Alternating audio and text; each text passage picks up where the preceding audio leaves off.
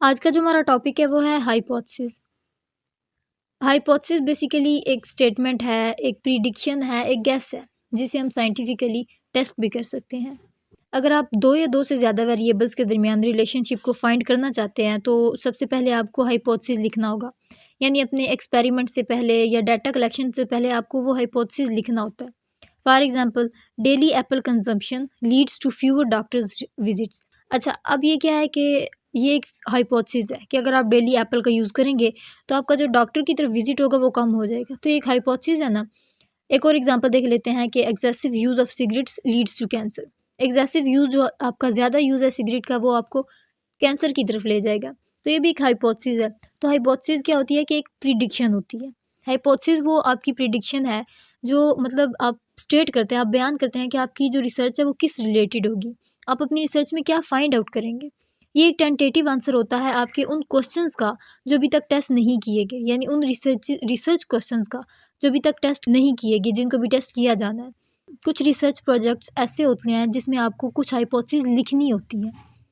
Hypothesis सिर्फ एक gas नहीं होता, ये आपकी एग्जिस्टिंग थेरीज और नॉलेज के ऊपर बेस होना चाहिए। ये टेस्टेबल होता है, जिसका मतलब है कि आप अपनी जो हाइपोथेसिस है उसे रिजेक्ट भी कर सकते हैं और उसे एक्सेप्ट भी कर सकते हैं। Variables in hypothesis. हाइपोथेसिस में बेसिकली दो वेरिएबल्स यूज़ किए जाते हैं, एक इंडिपेंडेंट और दूसरा है डिपेंडेंट वेरिएबल। जो इंडिपेंडेंट वेरिएबल है उसे रिसर्चर चेंज कर सकता है या कंट्रोल कर सकता है, लेकिन जो डिपेंडेंट वेरिएबल है उसे रिसर्चर जो है वो सिर्फ ऑब्जर्व और मेजर ही कर सकता है। For example, daily exposure to sun leads to increase level of happiness. अब ये क्या है कि daily exposure to the sun जो है वो इंडिपेंडेंट वेरिएबल है, ठीक है, वो काज है, जो उसका इफेक्ट है वो है लेवल ऑफ हैप्पीनेस। तो लेवल ऑफ हैप्पीनेस डिपेंड कर रहा है डेली एक्सपोजर पे, ठीक है। तो ये जो लेवल ऑफ हैप्पीनेस है ये इफेक्ट है, और जो एक्सपोजर टू सन है वो क्या है, कॉज है। तो ये दो वेरिएबल्स हैं, डिपेंडेंट और इंडिपेंडेंट वेरिएबल। जब आपने हाइपोथेसिस डेवलप करनी है तो उसमें आपने कुछ स्टेप्स को फॉलो करना होता है। उन स्टेप्स में सबसे पहले आ जाता है आस्क अ क्वेश्चन। अपना हाइपोथेसिस जब आपने लिखना है, स्टार्ट करने से पहले आपने रिसर्च क्वेश्चन करना है जिसका आप आंसर चाहते हैं। ये क्वेश्चन फोकस्ड होना चाहिए, स्पेसिफिक होना चाहिए और रिसर्चेबल हो, यानी उसे हम वो रिसर्च के अंदर यूज़ कर सकते हो। For example, do students who attend more lectures get better exam results.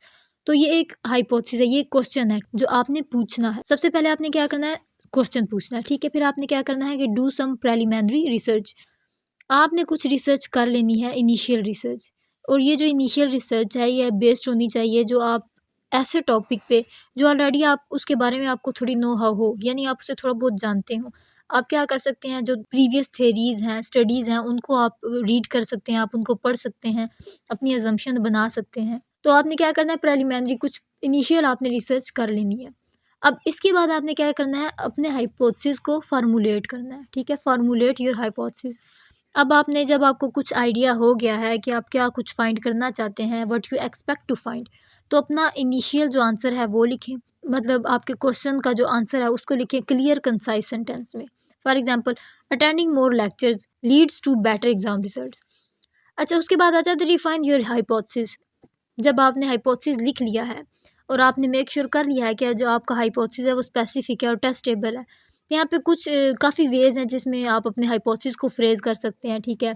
आपका जो हाइपोथेसिस है वो उसमें कुछ चीज़ें शामिल होनी चाहिए। सबसे पहले द रेलिवेंट वेरिएबल्स, ठीक है, आपके जो वेरिएबल्स हैं वो रेलिवेंट होने चाहिए। उसके बाद the specific group being studied. फिर तीसरा आ जाता है the predicted outcome of experiment और एनालिसिस। आपने जो प्रिडिक्शंस की हुई हैं वो प्रिडिक्टेड आउटकम्स ही होने चाहिए। उसके बाद phrase your hypothesis in three ways. तीन वेज हैं जिसमें आपने अपने हाइपोथेसिस को फ्रेज करना है। सबसे पहले क्या करना है, आपने इफ़ देन प्रिडिक्शन यूज़ करनी है। फॉर एग्जांपल, इफ़ और देन। मैं आपको बताती हूँ एग्जांपल, आप देख रहे हैं, if a first year student starts attending more lectures then their exam scores will be improve. If और देन का आपने सबसे पहले रिलेशनशिप देखना है। फिर आपने क्या करना है, एकेडमिक रिसर्च में जो हाइपोथेसिस होते हैं मोस्टली उसमें रिलेशनशिप होते हैं, कोरिलेशन या इफेक्ट सिस्टम होता है, ठीक है। For example, the number of lectures attended by first year students has positive effect on the exam scores. तो इसमें आपने क्या करना है कि रिलेशनशिप को फाइंड करना है। उसके बाद आपने कंपेयर करना है दो ग्रुप्स को, ठीक है। First year students who attended more lectures will have better exam scores than those who attended few lectures. इसमें आपने दो ग्रुप्स को कंपेयर कर लिया है इस हाइपोथेसिस में। अच्छा, जब आपने ये सारा कुछ कर लेना है, फिर अपने हाइपोथेसिस को फ्रेज कर लेना है, तो उसके बाद आपने एक नल हाइपोथेसिस लिखना है। अगर आपकी जो रिसर्च है उसमें स्टैटिस्टिकल हाइपोथेसिस टेस्टिंग इन्वॉल्व है, तो फिर आपने क्या करना है, एक हाइपोथेसिस नल हाइपोथेसिस लिखना है। नल हाइपोथेसिस वो डिफ़ॉल्ट पोजीशन होती है कि that there is no association between the variables. 2 variables हैं, उनके दरमियान कोई भी एसोसिएशन नहीं है, तो वो नल हाइपोथेसिस होगी। या तो आपकी हाइपोथेसिस नल होगी या वो अल्टरनेटिव हाइपोथेसिस होगी। अल्टरनेटिव हाइपोथेसिस क्या है कि नल में तो ये है ना कि there is no association between variables. Alternative में पॉजिटिव इफेक्ट होता है, ठीक है? The number of lectures attended by first year students has a positive effect on their final exam scores. तो इसमें इफेक्ट होता है, नल हाइपोथेसिस में कोई एसोसिएशन नहीं होती। तो ये था हमारा आज का लेक्चर। आई होप आपको इसकी समझ आई होगी। अगर वीडियो पसंद आई हो तो इसे लाइक और सब्सक्राइब ज़रूर कीजिएगा। अगली वीडियो तक के लिए अल्लाह हाफ़िज़।